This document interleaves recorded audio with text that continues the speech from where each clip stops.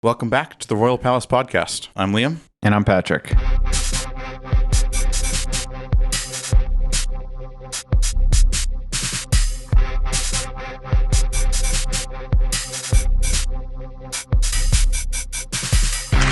I've ordered every federal agent to eliminate rules that don't make sense. It's the usual French talk, stall and surrender. All scientists dying are kryptonite. The cultural hold the narrative. You Americans have given us not such surrender. The sense was very evil. Great again. On this episode, we're going to be talking about how good the weather is these days, Liam, here in France. Yeah, so as probably most people have heard, even the ones who aren't in Europe, and if you are in Europe, you have experienced it. Europe, especially Western Europe, is in the middle of a terrible heat wave right now. And it's the third heat wave of the summer already. So I'm looking at the weather for Paris right now, where luckily neither of us currently are. And it's basically the whole week, the whole next 10 days they're showing on the Apple weather app are all over 33 highs of 33 Celsius, which is 91.5 Fahrenheit, which is crazy heat for Paris. That is not normal. Like, for context, the average high over the past 50 years for the day we're recording, July 7th, is 23 Celsius, 73 degrees. So this is not normal, and this is cooler than it was a couple weeks ago. Luckily, I am not in Europe right now. I am in Maine, where it is currently like 20 Celsius, so much nicer, although it was very hot over the weekend. How is it where you are in the south of France, Patrick? It is exceptionally hot. We were just looking at the forecast, and it was suggesting that it might hit 109 Fahrenheit or 43 Celsius tomorrow, which is absolutely crazy. Luckily, It's a dry heat. So honestly, it's so much better here than up in Paris, where it's humid and there's air conditioning absolutely nowhere. Yep, and it's not just Paris. It's looking at the weather again. London's getting to 32 Celsius, 90 Fahrenheit over the next few days. The average high is 21 Celsius or 70 Fahrenheit. Madrid is 38. It's scorching across Europe. But this is nothing compared to what it was like 2 weeks ago when you were in Paris, right, Patrick, for the worst of it. How was that? Oh, it was absolutely awful. Absolutely awful. I mean, I'm trying. I think most of the week it was like 36, 38. But it was brutal. I mean, the building that I work in, for example, you would arrive in the morning and it would be like 38 degrees, even though outside it was like 28. 38 degrees for American listeners is 100 Fahrenheit, which is a lot, unless you're from one of those terrible places where no one should live. If you're listening from Las Vegas or whatever, or Phoenix, this may sound like nothing to you. But of course, as we'll get to, European cities are absolutely not built for this heat. Yeah, I would also like to point out that Liam said 3 heat waves this summer. Yep. Do we count May as really being a part of the summer? Well, that's true. So France considers that there have been 3 heat waves. You're right. The first one, the 21st, the 30th of June, or 30th of May, sorry. Yeah, spring heat wave. Some of the hottest May temperatures ever recorded. And then 2 weeks later, the 17th of June to the 2nd of July, is the real bad heat wave that we're going to be talking about now. But then there's another heat wave that started in Spain and Portugal on the same day that one ended, and then moved up to France, and is currently hitting France. Because you had like a few days or a week of reprieve there, right? Like it got down to there was, normal temperatures. It even in got a Paris. bit chilly for a minute. No, that's the Northern European special. Is the way too hot, and then suddenly it's cold. But let's get into some numbers. So the 23rd of June was the hottest day ever recorded in France, ever in recorded history. And what was that temperature? Well, that temperature was beaten by this next day, the 24th of June, where the average temperature was 30 C or 86 Fahrenheit, which doesn't sound that hot, but that's the average temperature for the entire hexagon. the highest temperature recorded was 43.8 Celsius, or 111 Fahrenheit, in Paluo, I think that's how you pronounce that, near Nantes, on the Atlantic coast of France, just south of Brittany. Not exactly one of the hottest parts of the country. Quite the opposite. Yeah, almost 44 Celsius. And overnight temperatures also set a record at an average of 22 Celsius, 71.6 Fahrenheit. And that tends to be a more significant metric for a lot of like heat deaths, is not the hottest point it hits during the day, but like how high the minimum is at night. Yeah, that makes sense. When it doesn't cool down, I mean, it's terrible. You can't sleep if you don't have AC. Yeah. And then, I would say basically everyone I saw at work would say that they got like 2 or 3 hours a night of sleep. And let me be clear, I was exhausted myself that week, just because there's just something about like opening a door and getting hit with a wave of heat, taking public transports in heat, doing your job in heat. But I was at least fortunate to have my apartment at 25 degrees at night because I have a portable air conditioner. Yeah, but even if you have air conditioning at home and at work, this is not Vegas or Dubai. Things are not set up so that you go from your air conditioned house to your air conditioned garage to your air conditioned car to your air conditioned work. Even if you have air conditioning, you have to go outside in the street. That's just how things work in a European city. Right, and honestly, the street, it could be hot, but let me just say you have not experienced heat. Even if you're from Arizona or Nevada or whatever, you have not experienced heat until you have been in a crowded metro system with absolutely no air conditioning. It's awful, and it's dangerous. That you heard about this bus driver in Paris who crashed because he passed out because the air conditioning was broken in the bus, and the temperatures were reaching like 48 degrees, that's 118 Fahrenheit inside the bus, which is insane. That's dangerous. And the driver passed out and hit a tree. I don't think anyone died, but these things have fatal consequences, as we'll get to. But first, some more stats. So it wasn't just France, although France was the first hit by the brunt of it. But after that, it moved east and broke even more records. Germany set new temperature records for 3 consecutive days. They recorded their highest temperature ever of almost 42 degrees, or 107 Fahrenheit. Poland, Hungary, Slovakia, and Denmark all also recorded their hottest ever temperatures. It was 42 in Hungary. Hungary and Austria and Spain set records for the hottest June days ever recorded, with temperatures above 40 Celsius. The UK broke June temperature records 3 consecutive days.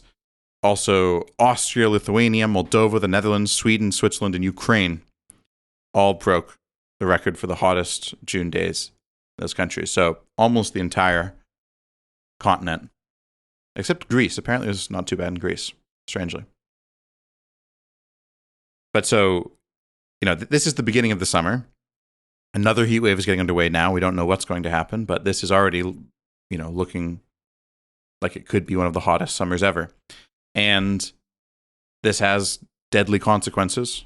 It's hard to estimate the deaths, but the Santé Publique, the French public healthcare system, is that what Santé Publique is? Whatever. It's some government agency. They estimated that at least 2,000 people died in France from the heat between the 22nd and the 28th of June, only 6 days. And some preliminary estimates that are saying just in that heat wave, 20,000 people may have died across the continent.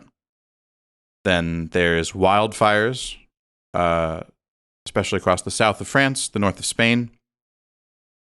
And the Tour de France is currently going through the south of France. It started in Barcelona this year on Sunday. And they've had to institute a spectator ban along part of the route just over the border into France because there's wildfires raging on both sides. They've banned anyone from watching it on the side of the road as they normally do. The Fête de la Musique, which is this big music festival that happens in France, but especially in Paris every June. A lot of it was, big parts of it were canceled. I think they were banning the sale of alcohol because of the heat. Yeah, I couldn't Tens bring of- myself to go this year. Understandable. I had some friends who were playing in a band, and I was tempted to go, but I was so out of it from the day before where it was so hot. Yeah, Jesus. Yeah, the last few weeks in Barcelona, Barcelona weirdly didn't get the exceptional heat. It was in the low 30s, but it was still like, which is, pretty par for the course there in the summer, unfortunately. Low 30s and extremely humid. The 90s if you want Fahrenheit.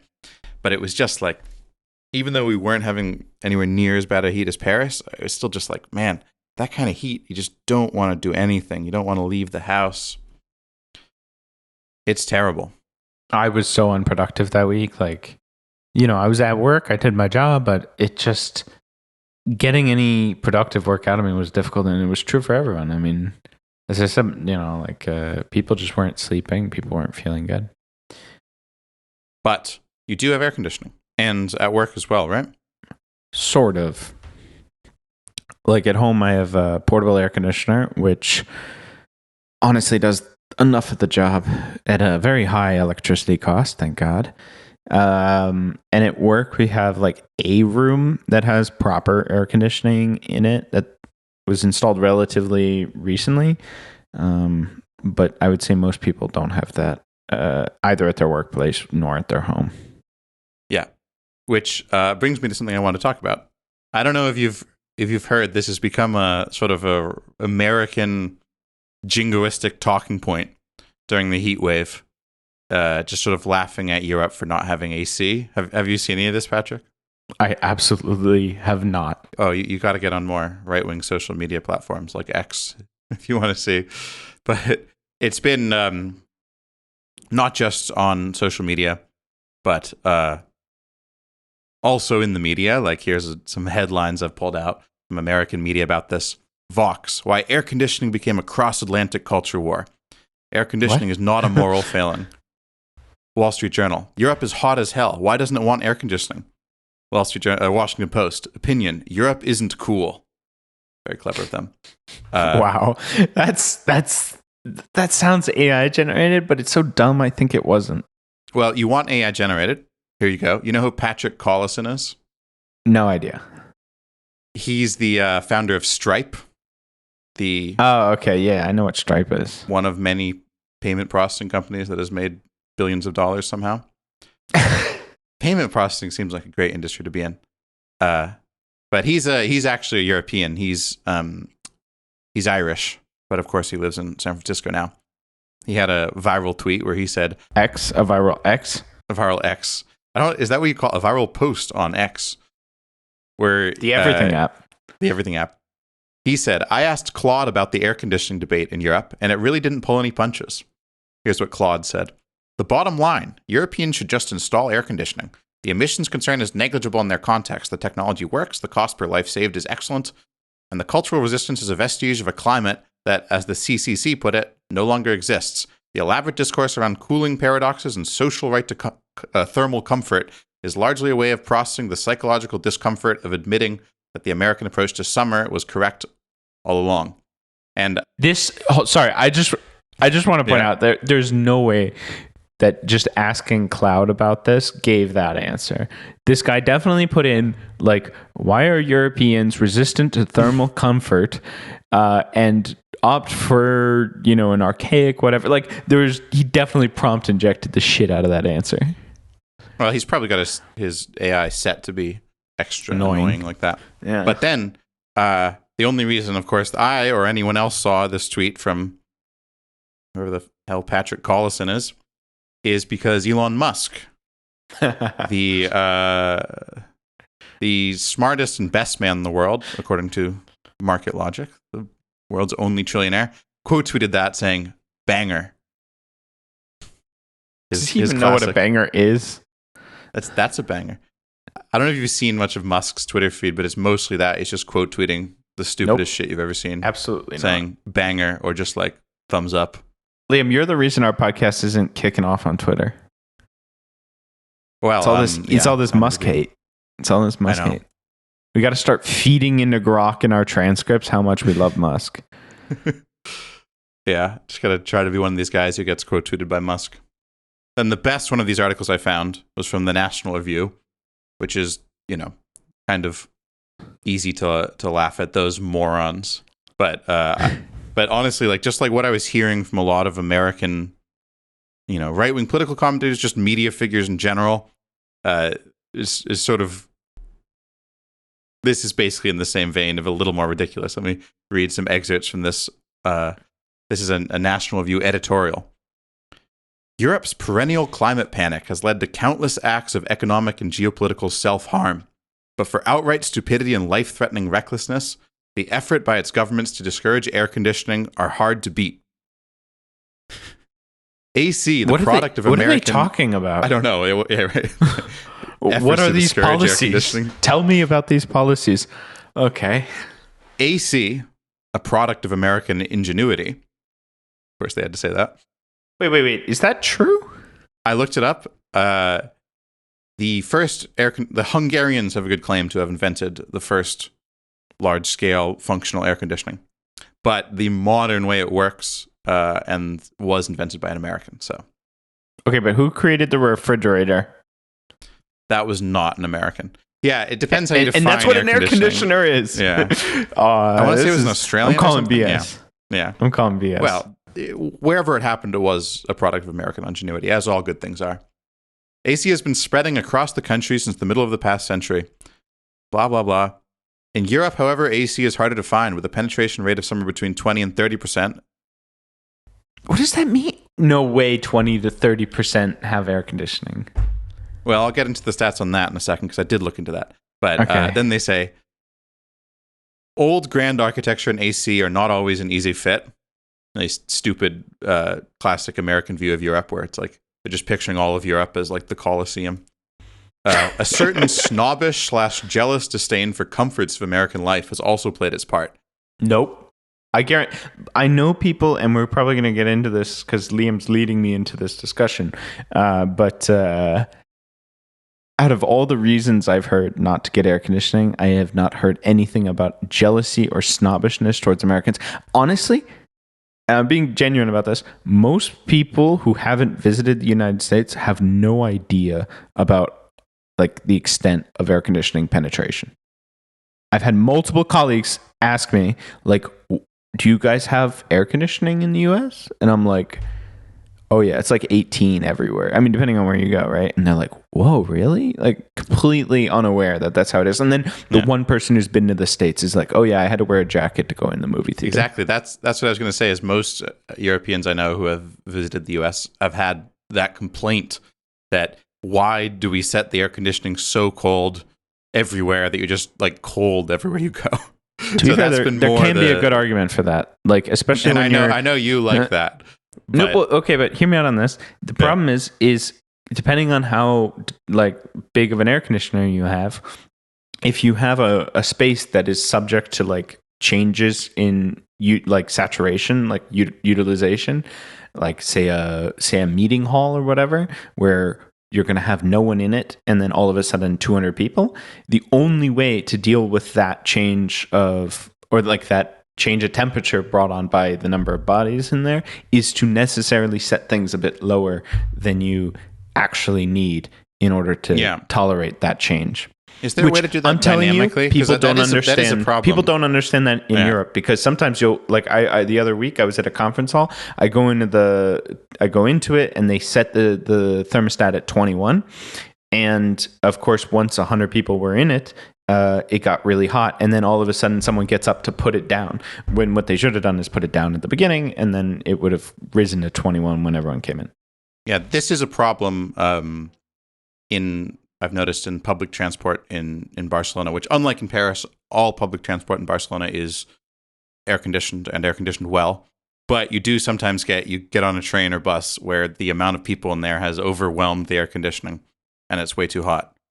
And I don't know. Is there not a way they can dynamically control that? So I guarantee you that on the system in Barcelona, or I can't guarantee you, I'm going to take a very strong guess, is probably set to max all the time, and it's just underdimensioned for the heat you have. And it's really hard to dimension a air conditioning system for any sort of like train or metro system because it's necessarily like, you know, it necessarily takes up a lot of space and it's necessarily a poorly insulated vehicle.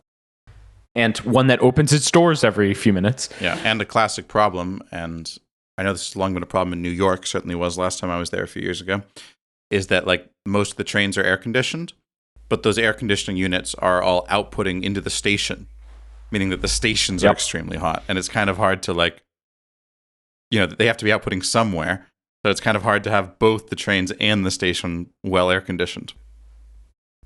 Anyway, it's possible, but it's probably possible. not desirable infrastructure-wise. Yeah.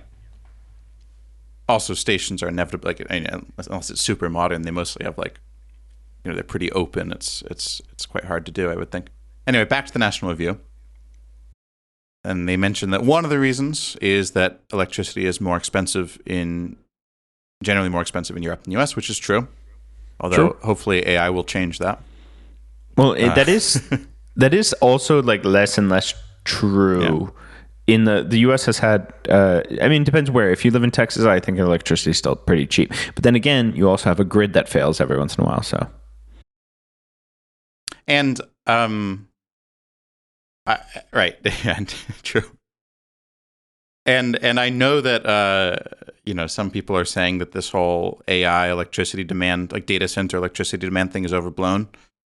I'm not sure, but I did just read that Virginia is asking their public schools to try to reduce their electricity usage and dim their lights because all these data centers being built in Virginia are overwhelming the grid. So I feel bad for the kids because the only real way they're going to be able to cut their electricity usage is by stopping their AC. It's not going to be their lights. Right. Well, you know, we all got to make sacrifices for grok. But anyway, it's true that in general electricity prices are significantly higher in Europe, although it's very different across Europe. So, you know, people always generalize with Europe, as with many things. France famously has relatively cheap, although still too expensive electricity prices compared to like Germany. Have you considered that, according to the National Review, this expensive electricity is a consequence of the devotion of the European ruling class, and regrettably of quite a few of their subjects, to the race to net zero greenhouse gas emissions by 2050. A race as reckless as it is futile. A race whose existence I am unaware of. Yeah. Like if there's that race, if that race exists, I certainly don't see it anywhere I look. Participating in it has meant that European governments have made it unnecessarily difficult to install AC. Their explanation is that generating additional electricity for extra AC will mean more greenhouse gas emissions. Whoa, hold on. Because so when you said that earlier in the article, and here again, they say that like governments are like trying to make it hard to do AC. You know, I was imagining that like there's some sort of disincentive or some sort of government action to like not have you install it. But here what they're saying is that governments are intentionally keeping electricity prices high in order to discourage eventual demand for air conditioning. That's usually not how it works. It usually goes the other way around. Usually means everyone installs AC and then the electrical companies go, shit, we need to make more electricity. Like, when has electricity demand ever been supply side fixed? Except for when there's like insane examples of like energy excess capacity. Like, think of in Texas where they have genuine excess of energy production, and so some people will like install like Bitcoin mining facilities just because it's so cheap to get electricity. But generally speaking, it's demand driven. Yeah. That said, a glance at France casts some doubt on that excuse. French authorities have been among the noisiest in their opposition to easier access to air conditioning. Again, don't know what they're talking about. Yet roughly 70% of France's electricity comes from clean nuclear power. There are also genuine fears. Comes from nuclear power, not clean. But well, they do put clean in air quotes, making me kind of confused as to what their stance on that is. There are also genuine fears that succumbing to the extra demand for AC would strain Europe's struggling electricity grid, although such worries have not stood in the way of the campaign to bully or bribe Europeans into electric vehicles. Okay, I'm going to say that's fair. That's fair. But I'm sure these same people are very for huge data center build-outs, which is right. No, but of course. But it is true that the I mean, yeah, I think we can talk about that later. That this is a concern with whenever you install massive amounts of new demand for something, as you know, probably they will have to with AC. Needless to say, blah, blah, blah, they blame this on renewables, of course. But anyway, my point with reading that stupid article is that this is a narrative I've seen all over the American media, that Europeans are culturally opposed to AC, that they think it's a disgusting, you know, degenerate American excess or whatever. Okay, I'm going to stereotype a bit. I wouldn't be surprised if there's some Germans who think that. Yeah, I do think that some Europeans I know don't like the feeling of AC. Okay, but that was true about the States at one point, right? Like I also at don't one like the point feeling in of this. AC. I didn't grow up with it. I'm from Maine. We didn't. Now people are getting it. We're kind of having a France thing going on. Now people are getting AC, but when I was growing up, I didn't have AC, and you know, if it was too hot, it was too hot for like a few days a year. It's okay, you can survive it. And so I don't like the feeling of AC. I find it irritating. But I don't think anyone prefers it being, you know, 100 degrees in their home over AC. No one is sitting there sweating in Europe going like, no, don't give me AC. That's American. No, I don't think so. Let's get to the statistics, though. I was trying to find a statistic on what percentage of Europe has AC. All the news outlets were bouncing around 20% continent-wide, or 20% of Europe, which is such a vague term. Is that just the Does EU? that include Moscow? Right. I don't know. I couldn't find a good source for that. It was mentioned in some IEA, the International Energy Association article, but I couldn't find a good date on that. It's such an irrelevant statistic too, because so much of the continent doesn't, at least historically, need air conditioning. And even now, they don't. You know, I doubt that most of Russia needs air conditioning even now. That'll probably change, but and it does. So in the contrast with that, over 90% of U.S. households have air conditioning, and I think it's like 2/3 of U.S. households have central AC. Oh, wait, hold on. But that's just already, doesn't there sound to be, like, to me, it sounds like there's a methodological issue there. Because, like, I was going to react, like, 90% seems excessive in the US. But if it's a device in their home that makes air conditioning. It could be a window mounted AC, it could be a portable thing. Right, which, by the way, I want to point out, the magical window thing is not doable, at least in France. I don't know about other European countries, because we don't have those same kind of windows. And window air conditioners are the most efficient forms of like portable air conditioners, or like air conditioners that are not permanently installed. Yeah. And that's pretty significant, as you say, Liam, because that means a reasonably significant reduction in running costs. Yeah, and it's also, those are like the cheapest units to buy, and more practical to install. More practical to install. But when you break this down, I was able to find pretty good national statistics. When you break this down across Europe, it makes much more sense. You know, it's basically a climate thing. You've got in Northern Europe, 6% of German households have AC.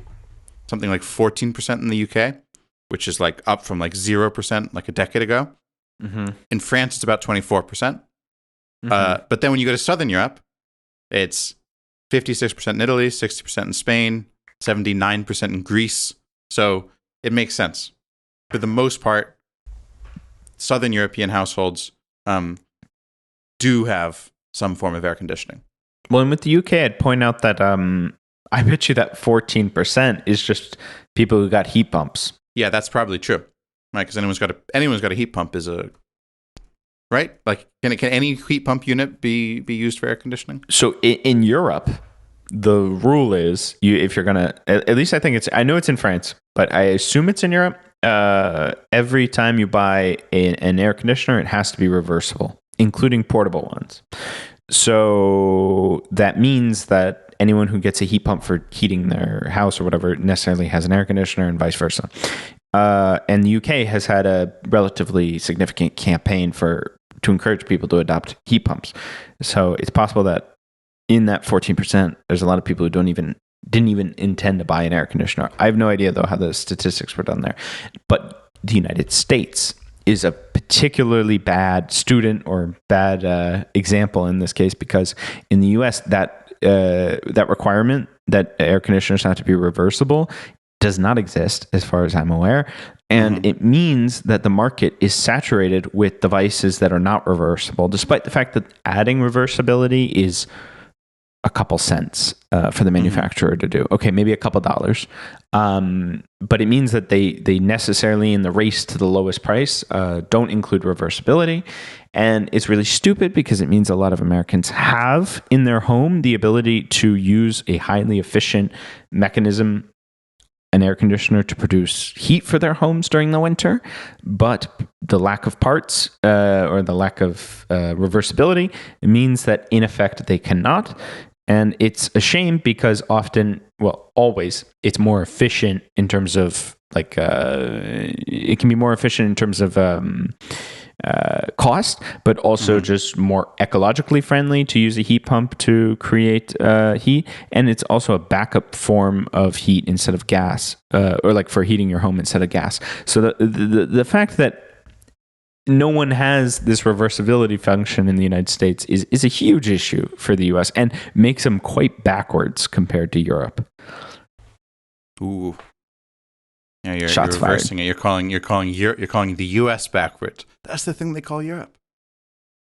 But yeah, the point with these AC statistics is that, like, you know, I think the American commentators are picturing, you know, people in Rome or Athens, the Europores in Athens, who can't afford AC, and that's largely not true. I think we could say that Southern Europe is under air conditioned, given what temperatures are getting like there now, and there are plenty of people who restrict the use of their air conditioning because of high energy prices, you know, and that they have like an inefficiently insulated building. But those are kind of like, well, those are related problems, but the high energy prices is not because of renewable energy. In fact, renewable energy has made Spain have the cheapest energy in Europe this year, significantly. And actually, Spain often has an oversupply of renewable energy that they can't export because, allegedly because France keeps delaying the construction of new interconnectors because they want to protect their own energy exports to Germany and not let more Spanish energy enter, reach the rest of the continent. It would ship energy north, right? Like France's nuclear power would go north, and then France would end up, in effect, using a fair amount of Spanish power. And Spain does ship a lot of energy north and south. They have connections to Morocco and Algeria, but there's been a number of times this year where their capacity, because wind and solar can really spike, the capacity goes over what they're able to either consume or export. Which, by the way, just real quick, compared to other types of energy that does that, it's not a big deal because you can always just disconnect a solar panel, or like obviously you want to find an efficient thing to use it for, but like it's not catastrophic like with oil, for example, or where you have to keep it running despite the fact, like you have to essentially burn it you have to burn it on using nothing, or keep a factory going to not produce anything, unlike a solar panel or a windmill that you can just let run. Yep, absolutely. Although obviously it does have, obviously there's issues with this too, because sometimes you have the opposite problem where demand suddenly falls. But anyway, there's ways around that, and those ways are being constructed.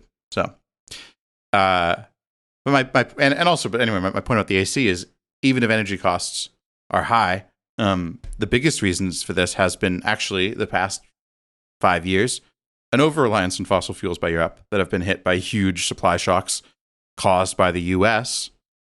First Absolutely, in Ukraine, yeah. well, caused partially by the U.S. and by Russia, and then again in Iran, caused entirely by the U.S. and Israeli aggression.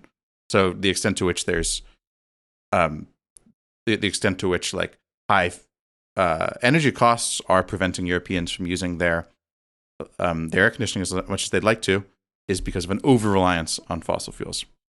It's also like a weird conception of consumption. Yeah. Right? Like you're telling me like anyone does the math of what it's going to cost to put in an air conditioner in terms of running costs. People are famously terrible at calculating running costs. I often see people install like monoblock air conditioning systems that are like gonna cost them a lot of money in the long run.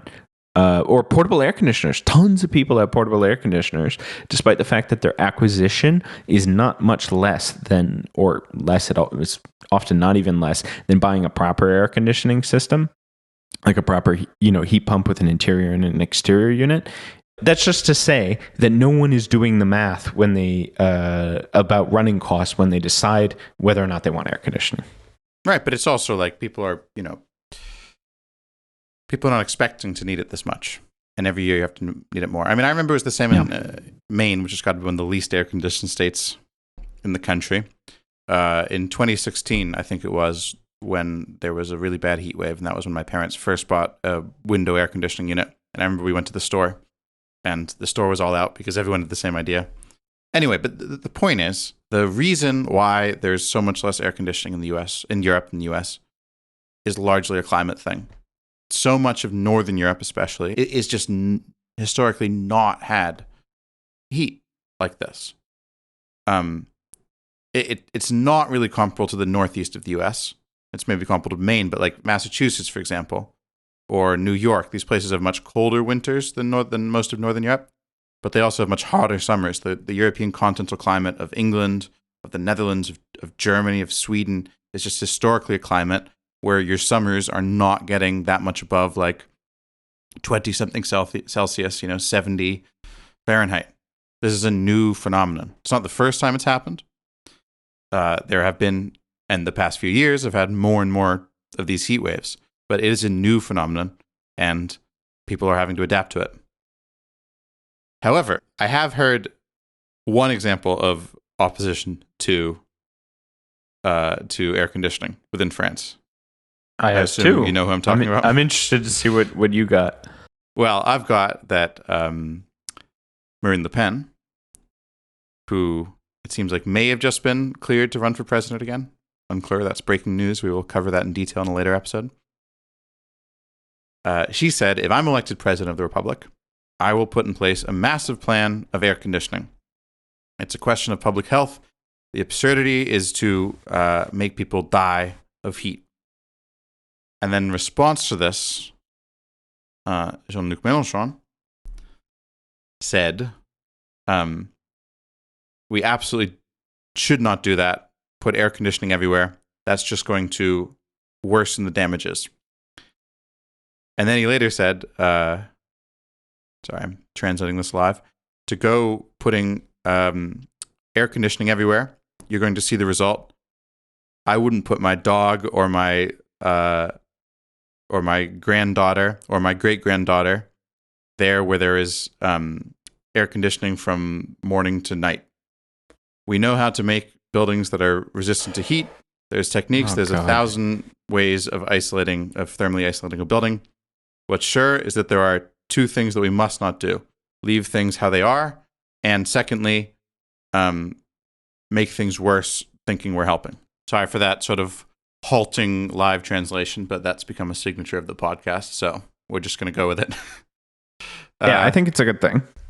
Yeah. But I just feel like people who don't speak a second language and haven't tried to translate something as they're reading it just think I'm stupid. Anyway, had you heard this? This from Mélenchon? I have not heard this from Mélenchon. I have not been paying attention to politics for the last couple of weeks. Have you heard it from other people? Have you heard this as a general sentiment? Yes, and it kind of drives me nuts because like there's reasons to oppose the blind installation of air conditioners, I think. Like the way Marine Le Pen is most certainly talking about, she's like, the problem is the buildings are too hot. Let's fix it by air conditioning. And technically, you'll resolve the problem. The most extreme example of this, by the way, is what is common in the Gulf states where they have outdoor air conditioning. You know about this? How does that work? Well, first of all, they have like all the Qatar World Cup stadiums they built for the last World Cup are air conditioned despite being open. So there's just air conditioning coming out from under the seats and then just constantly going up to the air. And they do this on some outdoor cold streets air goes now. down.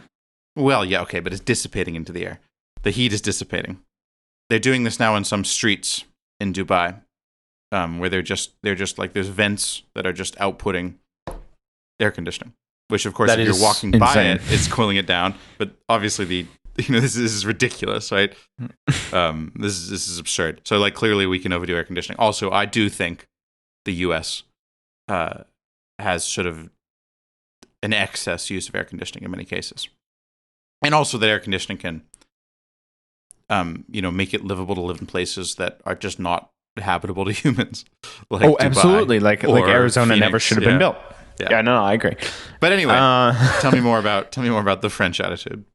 Yeah. I mean, so there is, I would say, like sort of this ecologist standpoint, I guess, that's very anti-air conditioning because they say, well, kind of exactly what Mélenchon said, which is like buildings are not being built to allow for comfort in summer. There's a lot of people who say that like air conditioning is just going to make the problem worse. Which is true, but there's a couple of things. One, there's always a lot of assumptions in these kinds of arguments that I think are not necessarily always accurate. Like the question of the buildings is obviously true. A lot of buildings are poorly insulated and not designed with summer comfort in mind, because summer comfort in buildings, Liam can probably speak better about this, but summer comfort in buildings can be several things. One is the thermal dynamics of the building, notably if it's insulated. Contrary to what a lot of people think you want, I don't know why this is contrary to what a lot of people think, but it is. You do want your building to be super well insulated if you want to have it be cool in summer. Why? Because insulation resists temperature change. Some people seem to think that it makes buildings hotter. Which I don't understand, but if the buildings are badly ventilated, it does mean that they don't cool down at night. Yeah, but that's why you have windows. Yeah, but a lot of old buildings don't have good ventilation. Right, but they're poorly insulated. Yes, that's true too. But yeah, anyway, the point of insulation is to keep whatever temperature we have. Yes. Right. And windows are designed to break the envelope of insulation in order to cool down a building, keep them closed in order to keep a building hot. So that's obviously an issue, and there's also other aspects of keeping a building feeling cold, right? Like obviously, I'm not going to say fans change anything, but having like corridors in when it's like hot areas, but you can really only do that in like hot climates. But I will say it is, the trendy thing in architecture is passive cooling and passive heating, and buildings that are, don't consume any energy because they can, it's Germany. This is really big in Germany, especially in Northern Europe in general, where they can build buildings that are, in cold climates that are properly heated mostly or entirely through solar radiation, even in those climates with very little of that in the winter. And this is very impressive and very cool. And the passive cooling stuff is really interesting. But this is new buildings, so I do think that but we're not building new buildings correctly for that anyway. That's the thing. And also, we're talking about the vast majority of people in Europe live in old buildings. Not ancient buildings, but they live in buildings that are 40 years old, that are 50 years old, or even that are 20 years old, and we need to retrofit these. But I've also been in supposedly efficient buildings, okay, and it's still fucking hot. Well, and that's the thing, when it's 40 degrees, nothing can handle that. So I think probably the solution with these new buildings is is that, yeah, I think we should be building new buildings with these really high energy efficiency standards and thermal comfort standards and so on. They should probably also have heat pumps so that air conditioning can be used when necessary. But ideally, you want to build the building so that it uses as little energy and uses as little air conditioning as possible to maintain good thermal comfort, and that's very possible. Yeah, there's a couple caveats though that I would add. One is that ideally we shouldn't be building any new buildings, right? Like this is also my opinion with air conditioning too. The abundance people, the YIMBY people are going to come after you for that one. Don't you That's know probably we need true. 50 million billion new homes if we want rent to go down? But if we're thinking in the absolute here, like tolerating a little more air conditioning in order to get a little less construction is an absolutely worth it trade-off. Yes, because, from a climate perspective, absolutely. Yeah, because for one, air conditioners can be powered 100% renewable, which is a huge point, and I think is a reason not to build air conditioning out without thinking about it first. But remember, we can in fact make these things run in very efficient ways and in climate concerned ways by using solar panels, for example. And by the way, air conditioners use what kind of power, Liam? AC or DC? AC, right? No, DC. Oh. Yeah, most big machinery operates on DC. And then, but our houses run on AC, which means that you have an inverter inside of these air conditioning units that is going to run which is going to convert the AC to DC. Now, I didn't know that. Why is that relevant? Because one of the inefficiencies in the solar panel circuit is that you have to convert power from your solar panel, which comes out in DC, into AC, and then when it goes in your air conditioner, it goes back to DC.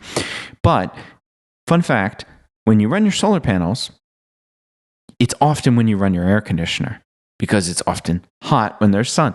So, you could, instead of hooking up your air conditioning to your normal electrical system, power your air conditioning system exclusively off of your solar panel system, creating a more efficient circuit, but also that way you're guaranteeing a 100% ecological, renewable furnishing of energy to your system. Obviously, there's reasons not to do that, but like I just want to say that like this myth that Mélenchon and a lot of people are peddling is that it's like really bad for the environment is true. It's like not a myth when we're talking about like just dumb plugging it in.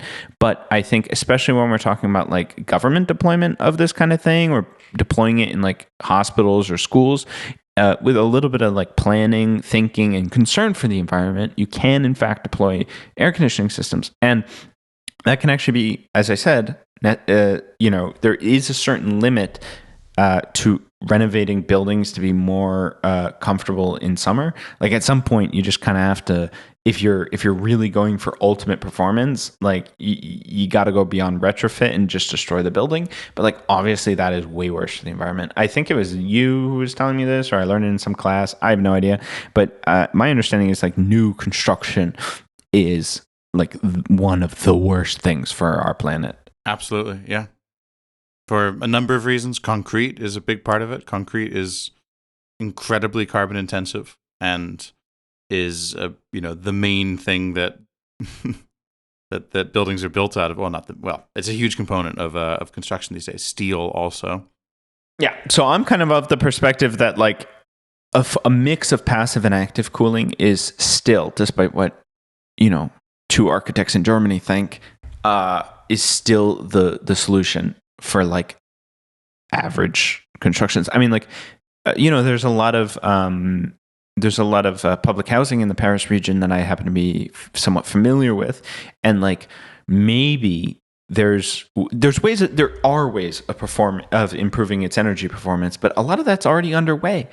But that still doesn't make it remotely tolerable for any of these heat waves, and destroying this building would be an ecological disaster. So the only solution is, I think, air conditioning with solar panels in order to power it. It does mean increased energy usage, which is obviously a climate trade-off. Even when you're talking about places where fossil fuels are a smaller and smaller part of electricity production as it is the case in much of Europe. But it, it's still true that's a climate impact, but it's a trade-off. And I find it odd that I do think so many environmentally minded people in Europe don't like this trade-off. Well, I think they're right. I think they know, some of them who are more like intelligent on the issue, I think, know that we won't do the renewable side of things. Right. So that they look at the US and say, like, well, you guys have air conditioning and it's massively increased your energy usage, and energy usage is super linked with fossil fuels.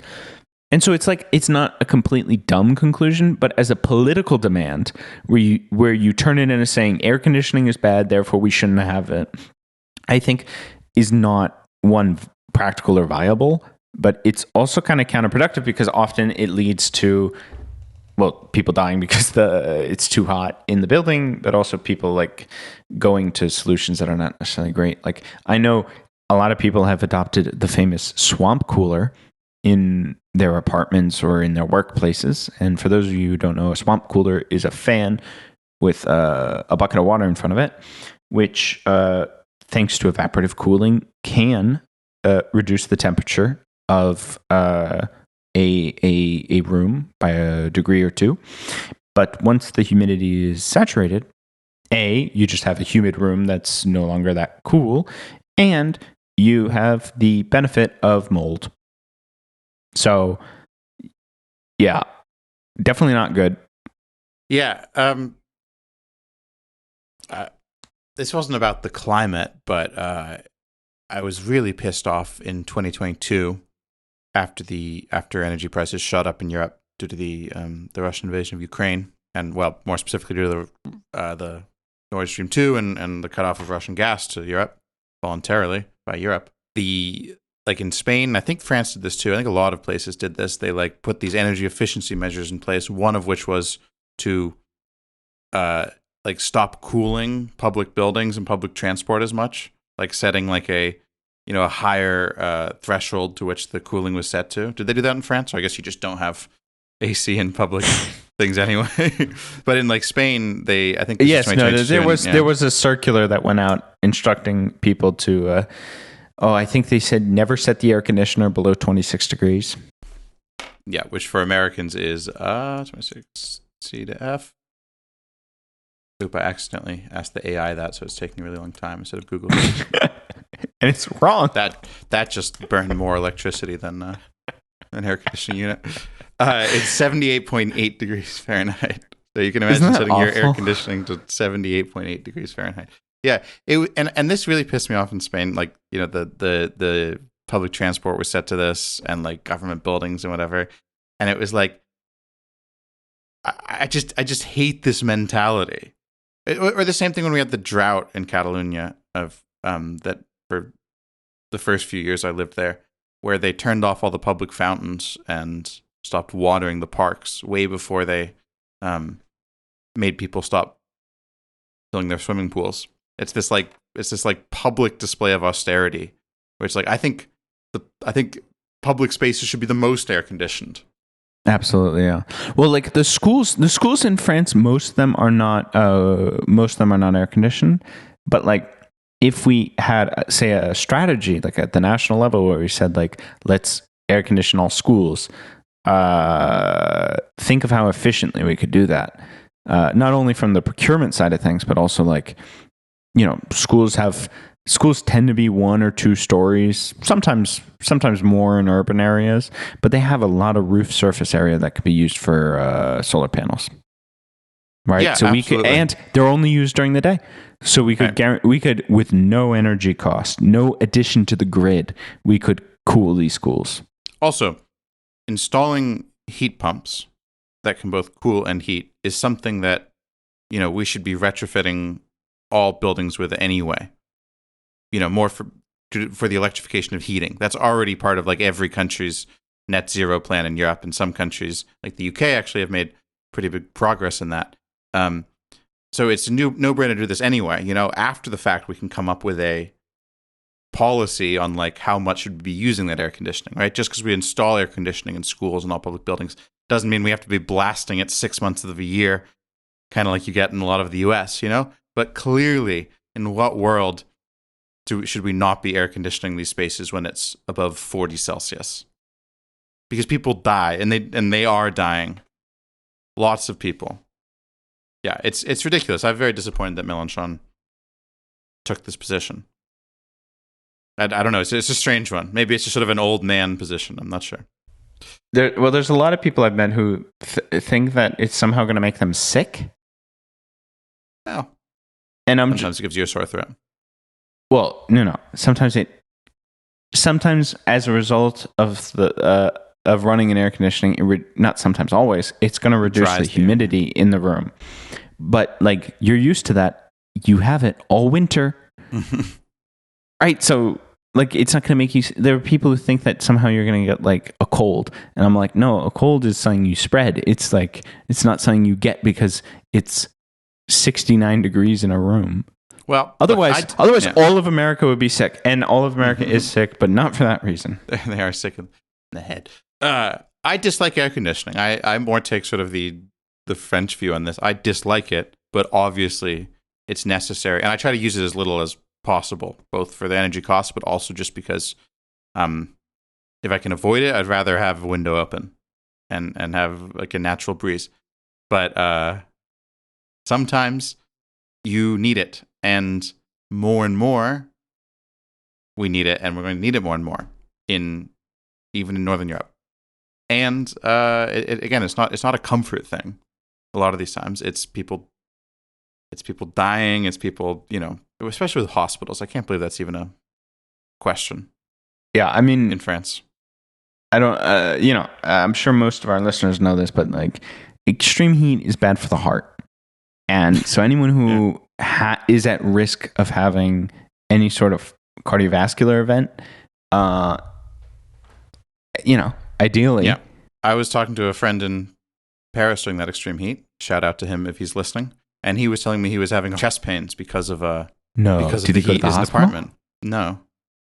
I was like, man, that's scary. Like, Jesus Christ. I wish she had told me that. He could have come over. Well, I feel like something we haven't talked about yet, but that has been sort of underlying all this is obviously why this is happening. I mean, no one who isn't American has any doubt about this, but like the climate change aspect of this. Did you know that Europe has actually been the fastest warming continent over the past 40 years? It's warming about double the global average per decade. Yeah, I feel like someone's told me that before. It might have been you. Yeah, I was reading the State of the European Climate report that came out last year. Yeah, Europe has been warming about half a degree centigrade per decade, which is about double the global average. The only place that's warming faster is the Arctic Circle. And these were some facts they had about Europe in 2025. So you can see where we are here in 2026, halfway through the year. It's already looking worse than this. But last year, almost the entire continent, about 99.99% of the continent, so above average annual temperatures. Several countries in Northern Europe recorded their warmest or second warmest year ever. The continent saw its second most severe heat wave on record. Arctic Scandinavia experienced its longest heat wave on record. Wildfire burnt area reached a record level. Annual sea surface temperature was the highest on record. End of season snow cover and snow mass were the third lowest on record. Annual river flow was below average in 70% of rivers. It was one of the 3 driest years for soil moisture in the past 40 years, et cetera, et cetera. I mean, you get the picture. Like, it's going to be even worse this year. And all of this is coming at a time when Europe, as the European Union as an entity, but also most of the national governments of Europe, have really stopped talking about climate change and climate mitigation. A few years ago, I don't know when the peak of this was, maybe 2020, 2019, Greta Thunberg and the Paris climate process and so on. Well, that was earlier, but that was like the peak of like, suddenly it seemed like, oh my God, European countries are going to take a lead on fighting climate change, these net zero goals. et cetera, et cetera. And that is just evaporated. Like, just out of the discourse, to a large extent, many of these goals that were set previously have been, they haven't all been abandoned, but a lot of them have been they've stopped talking about them, they've relaxed them, they've sort of pushed them under the rug. It's ridiculous. And so we're seeing these huge heat waves at a time when the leadership of the continent is, one, abandoning their climate goals, two, aggressively sort of like trying to start a trade war, follow the U.S. into trade war with China, specifically over electric vehicles and solar panels. I mean, yeah, now that's where it's fair to say that they're anti-air conditioning by trying to start this trade war where only China can make good electric cars, only China can make solar panels, and only China can make good air conditioners. Yeah, and that's too bad. Europe should have done something about that when they could have. The European car companies brought the electrical vehicle problem on themselves. They didn't invest in R&D. The German companies especially didn't invest in R&D in electric vehicles. They paid out massive dividends to shareholders, most of which just then went into U.S. equities, right? And they didn't invest, and so they're getting beaten by China, which is bad for European industry. But surely the climate problem is more important than that, right? Vastly more important. And the response has been to protect European industry by protecting the internal combustion engine, protecting natural gas production, and so on. It's ridiculous. Yeah, ironically, the resistance of electrification in the European car industry is, in my opinion, the reason China succeeded. Because they kept the market forces, like, I'm not going to argue for market forces, but they kept the market forces pushing for electrification completely out of sight for them, which meant that the Chinese electric car industry was able to develop, in a quite amazing way. And the Europeans kept themselves from being subject to it for just so long that they had no chance to catch up. Like, if they had not fought electrification in the mid and early 2000s, they would have maybe had economic incentive and reasons to make the investments necessary. Instead, China was able to just completely leapfrog them by taking it seriously since 2009, I think, is when China started working on electrical vehicles. So Europe had, and all the car companies, by the way, had a massive head start. They just were able to protect themselves from any sort of competition on the electric car front. And now they'll never catch up. Now they'll never be able to meet the technology, or at the very least the capacity to manufacture these kinds of vehicles. Right, and kind of a similar story with solar panels. Luckily, there's currently no EU tariffs on Chinese solar panels. Not yet. Unlike in the US, but yeah, exactly. It keeps getting brought up. It could happen. To protect what European industry? There isn't one. To frankly protect nuclear. Protect nuclear. And more importantly, to protect natural gas. Right, yeah. The natural gas that we import from the United States. Yeah, but the European, a lot of the natural gas turbines are made by European companies like Siemens and Alstom.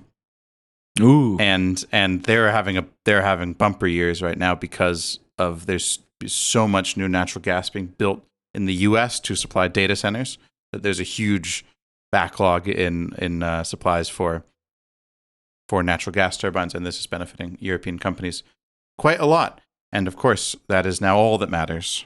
All that matters to Europe's leaders is protecting their few remaining. That's not true. There's a lot of industry remaining in Europe. The problem is it's not adapting, and it's being protected so it doesn't have to adapt. and encouraged not to adapt. And it's suicidal from like an industrial policy perspective. More importantly, it's suicidal from a climate perspective. And you know, I would hope these heat waves would contribute to the changing discourse about it. But we had crazy heat waves last year. It's worse this year, but it was really bad last year. Wildfires were really bad last year, and also the year before, and also the year before. Like it's every year. It's getting worse every year, and the discourse of the European elite is not changing. But it has changed. It's changed for the worse. It's changed away from climate and towards total, you know, forever militarization and endless war with Russia.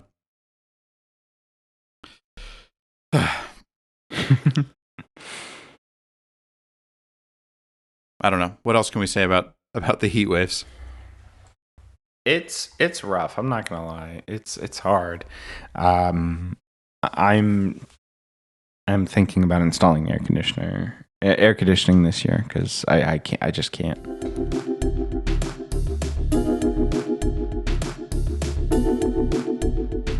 Okay. Hope everyone's staying cool. I hope everyone listening to this is in or not. If you're Mélenchon, I hope you're not cool. I hope you're warm, just like the way you want it. Well, I hope everyone is taking their 6-week European summer holiday to somewhere like northern Norway this year, and not to. Which, by the way, Americans listening, I know you love going to Europe in the summer. Do not go to southern Europe in the summer. Why are you doing this? It's bizarre to me. It's not just also Europeans go to southern Europe in the summer. What are you doing?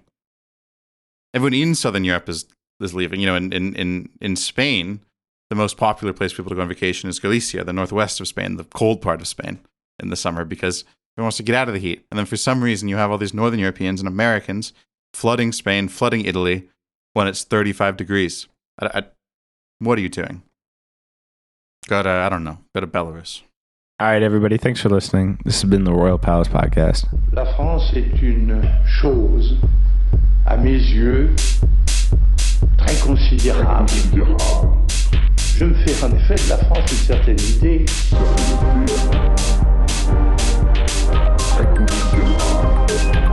Je veux dire par là qu'à mon sens, elle est quelque chose de très grand. Je me fais en effet de la France une certaine idée.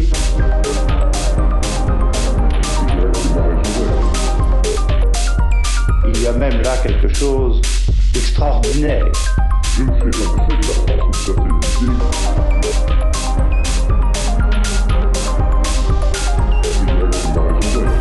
Il faut que la France joue son rôle, c'est exact. Et pour qu'elle joue son rôle, il faut qu'elle soit la France.